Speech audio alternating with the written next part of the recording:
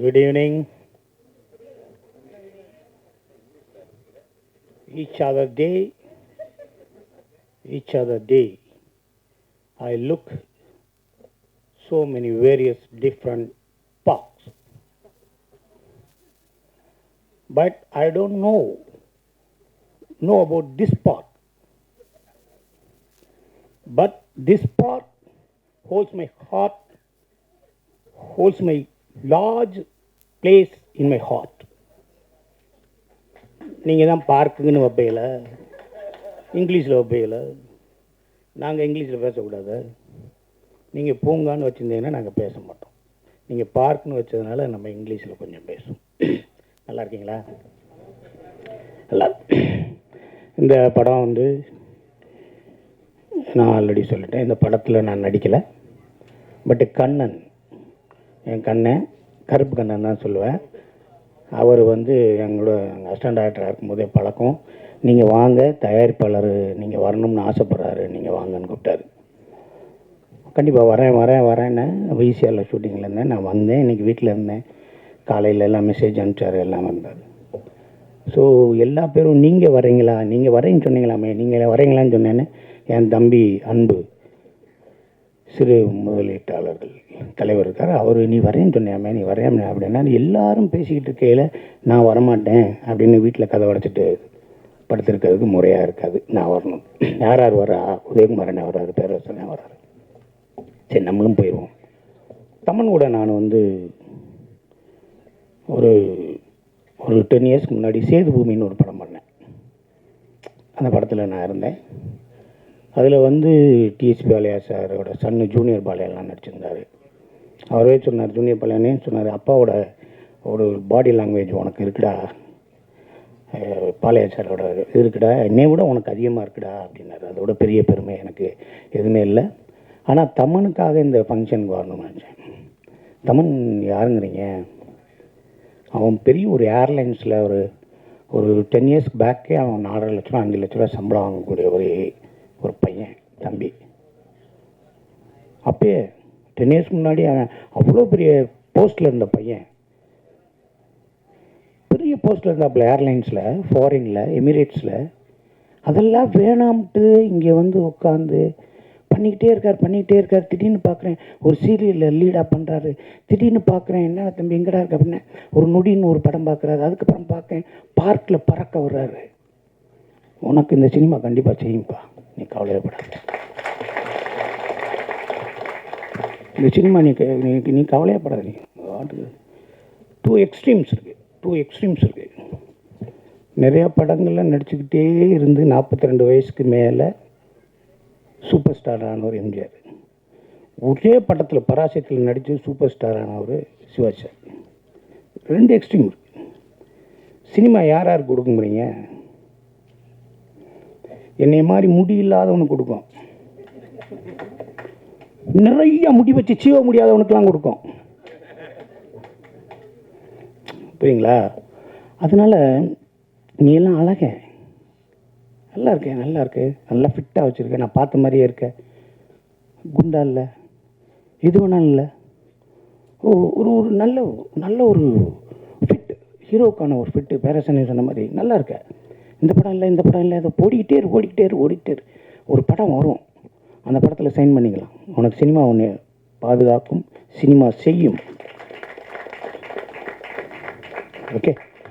அடுத்து இயக்குனரை பற்றி சொல்லணும்னா, ஒரு ஃபஸ்ட் ஹாஃபில் நெஞ்சு வலி, செகண்ட் ஹாஃபில் வயிற்று வலி, நெஞ்சு வலி. சார் சொன்னார், நான் லாரன்ஸ் மாஸ்டர்கிட்ட அவராக இருந்தேன், இவராக இருந்தேன்னு. அதெல்லாம் நீங்கள் நம்புவீங்களா? எங்கள் ரிலேஷன் ஒருத்தர், எங்கள் அண்ணன் ஆர்ட் டைரக்டரு, அவர் வீட்டில் நான் தங்கி அவர்கிட்ட வந்து அவர் சினிமாவில் வேலை பார்க்கணுன்னு வந்தேன். அவர் ஒரு பெரிய ஸ்டூடியோவில் இருந்தார். அந்த ஸ்டூடியோவில் டார்க் ரூம்னு ஒன்று இருக்கும், தெரியுமா உங்களுக்கு? அந்த நெகட்டிவ் எல்லாம் போட்டு கழுவாங்கள்ல, சோடியம் தயோசல்ஃபேட்லாம் போட்டு கழுவி ஃபோட்டோவெல்லாம் அப்படி இப்படி மாட்டி வச்சுருப்பாங்கள்ல, அந்த ரூமில் லைட்டே போடக்கூடாது, ஒரே ஒரு ரெட் லைட் மட்டும்தான் இருக்கும். அந்த ரூமில் நான் 6 மாதம் தங்கியிருக்கேன். அந்த ரூமில் நான் 6 மாதம் தங்கியிருக்கேன். எப்போ போவேன் தெரியுமா உங்களுக்கு? 10 மணிக்கு ஸ்டுடியோ அடைச்ச உடனே நான் போய் படுப்பேன். ஸ்டுடியோ ஆரம்பித்து வேலைக்கு வர்றதுக்குள்ளே நான் கிளம்பி போயிடுவேன்.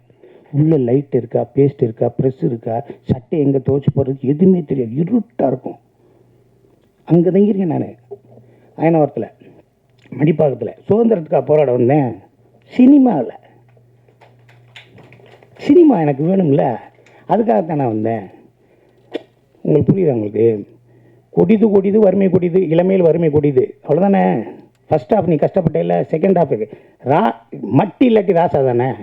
உனக்கு பாரு, உன் காசு உனக்குன்னு ஒரு டைரக்டர் முருகன், உங்கள் காசில் ராஜா 2 பக்கத்தையும் ராஜாவை ஒட்டி விட்டார். நீ எங்கிட்டு சுட்டி விட்டாலும் ராசா தான் விழுகும் பாரு. உனக்கு மட்டியே விழுகாது. ஏன்னா நீ உன்னோட முற்பகுதியை நீ சினிமாவை கொடுத்துருக்க. இனிமேல் உனக்கு ஒரு நல்ல ஒரு லைஃப் இருக்கும், நல்லது இருக்கும். எங்கள் அண்ணன் மக ரஞ்சனா நாச்சியார், எங்கள் அண்ணன் மக டாக்டர் பாலாவோட ஓன் பிரதரோட மக, ஓன் பிரதர் பாலா அண்ணனோட அண்ணன் மக. எனக்கு அவர் அண்ணன் தானே. எங்கள் பெரிய மாமா அவர் பாலா டாக்டரு. உட்காருப்பா அந்த பொண்ணு. நான் ஏமாளிங்கிற படத்தில் வா அப்படின்னு நடி அப்படின்னு சொன்னேன். சிகரெட் குடிக்கணும், குடிப்பேன் அப்படின்னு. சித்தப்பா உங்களுக்கு சரியாக இருந்தால் நான் பண்ணுறேன் அப்படின்னு சொல்லிச்சு. ராமநாதபுரம் மாவட்ட பாராளுமன்ற தொகுதி பாரதிய ஜனதா பொறுப்பாளர் அவங்க. பலாப்பழத்தை தூக்கிட்டே போயிட்டு இருந்தாங்க எங்கள் மாமாவுக்கு. இந்த படத்தை தயாரிப்பாளருக்கு இன்னும் நிறையா படங்கள் பண்ணணும், அது பண்ணணும். டைரக்டர் நிறையா படம் பண்ணணும். பாட்டு எழுதினவர் சூப்பர், அவரை தான் எல்லோரையும் பேசியாச்சு. நீங்கள் ப்ரொடியூசர்கிட்ட நான் ஒன்று கேட்குறேன், தமன்கிட்ட சம்பளம் கொடுத்துருந்தீங்கன்னா சம்பளத்தை வாங்கிக்கங்க, திருப்பி வாங்கிக்கங்க. ஏன்னா இவ்வளவு முத்தம் கொடுத்துருக்காரு. இவ்வளோ பெரிய வாய்ப்பெல்லாம் நம்மளுக்கெல்லாம் வராது. நான்லாம் கேட்பேன், டேரக்டர்லாம் வரையில, தம்பி இந்த படத்தில் நம்மளுக்கு ஜோடி இருக்கான்னு கேட்பேன். இருந்துச்சுன்னே, ஆனால் உங்ககிட்ட கோச்சிட்டு ஓடி போயிடுச்சு. அப்படியா?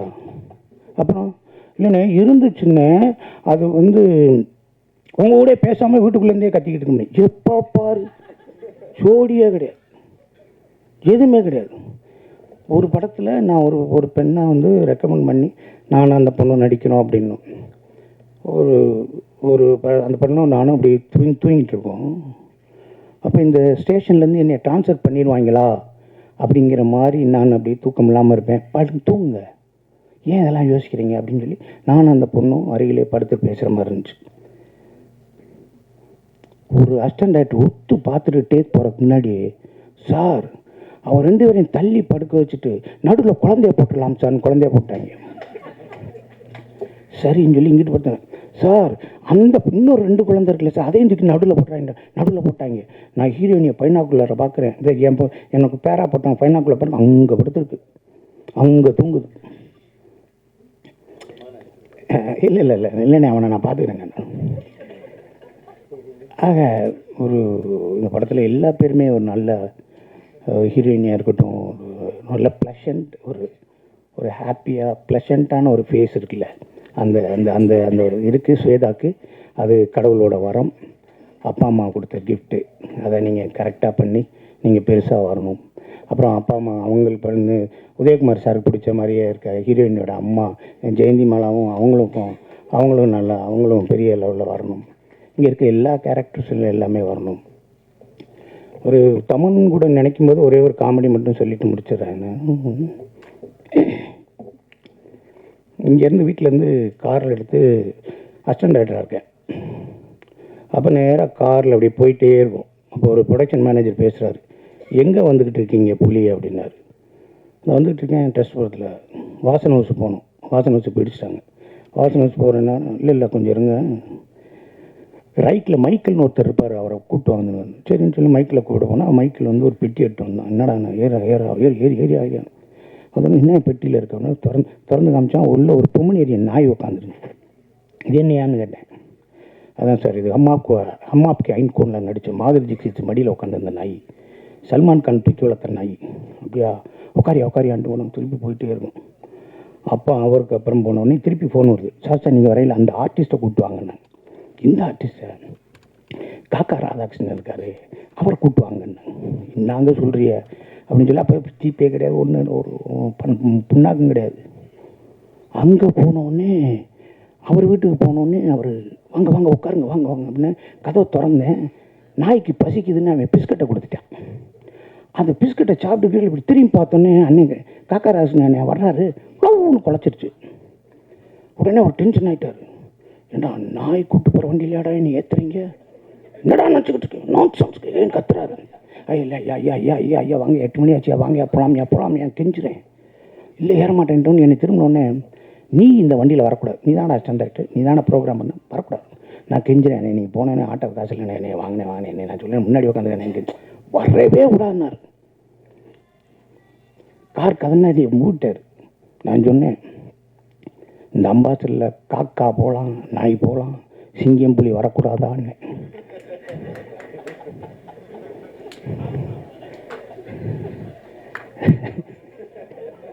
காக்கா போகலாம், நாய் போகலாம், சிங்கம் புலி வரக்கூடாதா அப்படின்னு.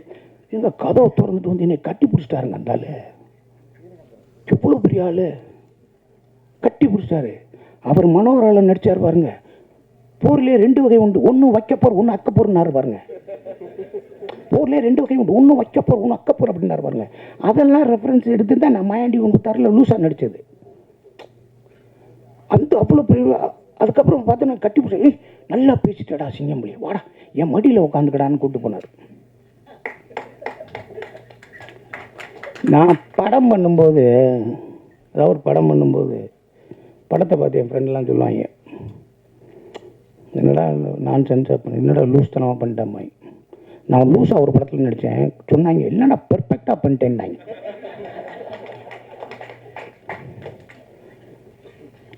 ஆறு அசிஸ்டன்ட் டைரக்டர் ஒரு ரூம் வீட்டில் இருப்போம், முடிக்க போகிறேன் 6 அசிஸ்டன்ட் டைரக்டர் ஒரு வீட்டில் இருப்போம். எல்லா பேரும் வேலை, பி வாசு, உதயகுமார் சார், எல்லோரும் அவங்கவுங்ககிட்ட வேலை பார்க்குறாங்க. நான் எல்லா பேர் கார் வந்தோடனே மாப்பிள்ளை உன் கார் வந்துச்சு, நீ போடான்னு எல்லாத்தையும் ஏற்றி விட்டு கதை அடைப்பேன். அப்போ எல்லாருமே வண்டியில் போகும்போது எனக்குன்னா எனக்கு ஒரு மென்டல், நான் இவர்கிட்ட தான் வேலை பார்க்கணும், நான் இல்லாட்டி வேலை பார்க்க மாட்டேன்னு ஒன்று இருக்குது. அப்போ போயில் எல்லா பேரும் போயிட்டு வராங்கன்னா எல்லா அசிஸ்டன்ட் டேரக்டர் போகிறேன், ஃப்ரம் அசிஸ்டன்ட் டேரக்டர் இப்போ இருக்கேன், 2 கோடி 3 கோடி சம்பளம் வாங்குறேன், பெரிய டேரக்டர் இருக்கேன். அவன் போகையில் இன்னும் எல்லாம் 10 ரூபா கொடுப்பேன். சிம்பிள் ஒரு சாயந்தரம் ஒன்று இந்த 10 ரூபா, ஏன்னா 10 ரூபா போயிச்சார் அச்சரான்னு 10 ரூபா மொத்தம் 50 ரூபா 60 ரூபா வரும். அதை காப்பி குடிச்சிட்டு மதியானம் சோறாக்கி வச்சுட்டு கொஞ்சம் சோறாக்கி தயிர் சோறு வச்சுட்டு அப்படி அந்த 50 ரூபா 60 ரூபா அதுக்குள்ளே சாயந்தரம் வந்துடுவாங்க. அப்புறமேல ஏதாவது சாப்பாடு வாங்கி கொடுப்பாங்க. அப்போ சொல்லுவாங்க, தினமும் வேலைக்கு போகிறவன்னா அறிவாளி கிடையாது, ஷூட்டிங்கு வேலைக்கு போகிறவனா அறிவாளி கிடையாது, வேலையே இல்லாமல் வீட்டில் உட்காந்துருக்கேன் முட்டாள் கிடையாதுடா, தைரியமாக இருந்துமாய். அதைத்தான் இன்றைக்கி இருக்க சினிமாவில் இருக்க அத்தனை பேத்துக்கும் சொல்கிறேன். என் சொந்தங்களே, உயிர்களே, உங்களுக்கு வாய்ப்பு இல்லைன்னா நீங்கள் முட்டாள் கிடையாது. உங்களுக்கு வாய்ப்பு வரப்போகுது, அதுக்காக ரெடியாக இருங்க. நான் ஃப்ரெஞ்சு கிஸ்ன்னு ஒரு படம் பார்க்குறேன், நிறைய தடவை பார்த்துருங்க. ஐ லவ் த ஃப்ரெஞ்சு கிஸ்ன்னு ஒரு இங்கிலீஷ் ஃபிலிம் பார்த்துருக்கேன். அதை ஒருத்தன் போய் ஒரு மண் இருக்குல்ல, கீழே கிடக்கிற மண், அந்த மண்ணை எடுத்து அப்படியே பார்ப்பான். அவனோட சொந்த விளை நிலம், விவசாயம் பண்ணலை, அந்த மண்ணை எடுத்து சொல்லுவான், இப்பயே நல்லா ரெஸ்ட் எடுத்துக்கங்க, அடுத்த வருஷம் நான் விவசாயம் பண்ண ஆரம்பிச்சிடுவேன், வேலை பார்க்க ரெடியாக இருங்கன்னு மண்ணுக்கிட்ட பேசுவாங்க.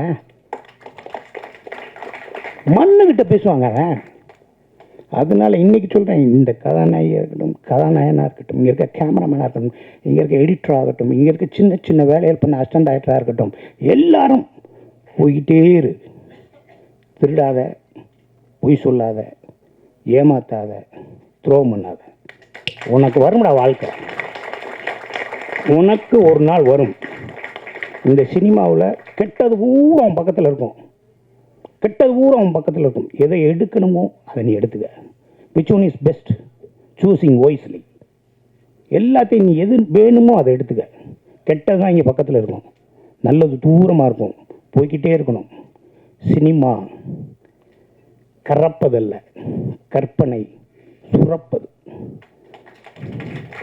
அதுக்கு எந்த வயசும் டிஃப்ரென்ஸே கிடையாது.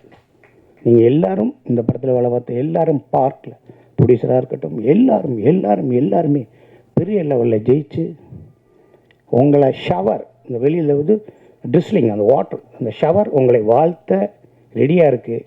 என்ஜாய் பண்ணுங்கள், ஹாப்பியாக இருங்க, ப்ளஷண்ட்டாக இருங்க. நன்றி நன்றி நன்றி.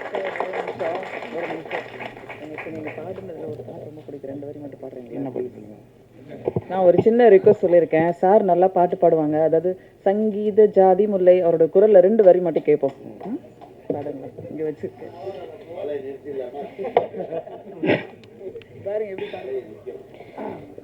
இந்த பாட்டுக்கு முன்னாடி நம்ம ஒரு விஷயம் அங்கே நடக்கும். நம்ம டப்பிங் போவோம். டப்பிங் போகையில் ஒரு இடத்துல ஒரு ஷார்ட் ஒன்று பேசுவோம். எங்கடா படம் அண்ணே, கொஞ்சம் லவுட்ரா அண்ணே, கொஞ்சம் இல்லைண்ணே, கொஞ்சம் பேச அண்ணே, எனக்கு கொஞ்சம் அண்ணே அஸ்கியா அப்படின்னு சொல்லுவாங்க. சொன்ன உடனே அதை போஸ்ட் பண்ணுவாங்க, சிங் பண்ணுவாங்க. அப்போ ஒரு 4 மினிட் இல்லை 2 மினிட்ஸ் இல்லாட்டி 1 மினிட் நம்மளுக்கு ரிலாக்ஸ் இருக்கும். அடிண்ணே நெக்ஸ்ட்ண்ணே அப்படி போகலாம்னு சொல்லுவாங்க அந்த டப்பிங் பேசையில். அப்போ அந்த கேப்பில் நான் என்ன சொல்லுவேன்னா பாட்டு பாடுவேன்.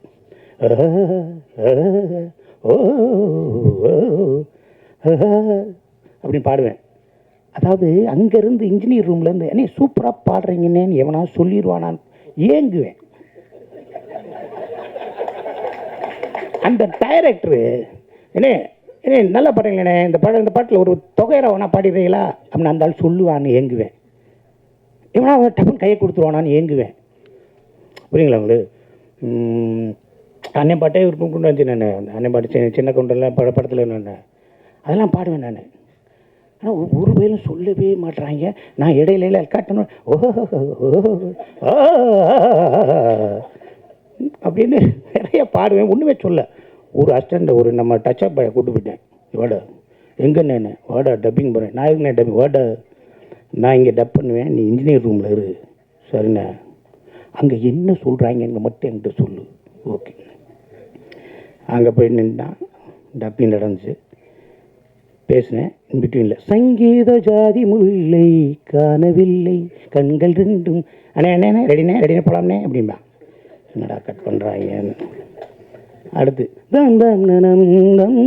அண்ணே போகலாம்னே உயிரே அண்ணே ரெடி போகலாம்னே. சரி டப்பிங் முடிஞ்சு பாட விட மாட்டாங்க. வந்துச்சு, காரில் ஏறி அவனை உட்கார வச்சாச்சு. போயிட்டே இருக்கு. தம்பி எப்பட்ற சூப்பராக பண்ணிட்டேங்களே, டப்பிங் நான் பண்ணது எனக்கு தெரியும். நான் பாடும்போது அங்கே என்ன பேசினாங்க அண்ணே, நான் பாடும்போது அங்கே என்ன அண்ணே அந்த ஒரு அசிஸ்டன்ட் டைரக்டர் ஐயோன்னாருண்ணே. நான் அழகாக அசிஸ்டன்ட் டைரக்டர் லூஸ் பட அழகாக டைரக்டர் பண்ணுறேன். விட்றா இது இன்ஜினியர் என்ன சொன்னார், ஆரம்பிச்சுட்டாரா அப்படின்னு. விட்றா நான் இந்த தேட்டர்லேயே போடக்கூடாதுன்னு சொன்னேன், இந்த தேட்டரில் போட்டாங்க. டைரக்டர் என்ன சொன்னான், அந்த ஆள் என்ன சொன்னார், அண்ணே விட்டா எப்படியாவது ஏட்டி முட்டியாக பாட்டிக்கிருப்பாரு, சீக்கிரம் முடிங்கண்ணா சார். அப்படியே ஓரமாக வண்டியை நிப்பாட்டி அவன்கிட்ட ஒரு 200 ரூபா கொடுத்து இந்த விஷயத்தை எங்கேயாவது வெளியே சொன்னேன்னு வச்சு கொளுத்தி போடுவேன், ஓடி போயிடுவேன். இப்போ அவன் டச்சப்பாக வர்றான், எனக்கு பேக் தூக்குறான். அவனை அப்படியே பார்ப்பேன், மோரக்கட்டை அவன் என்கிட்ட சங்கீத ஜாதி பிள்ளைங்க.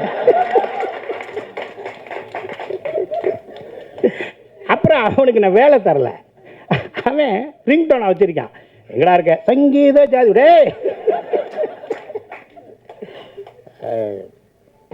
அசிங்கப்பட்டா தானங்க வாழ்க்கை, நம்ம படாத அசிங்கமா.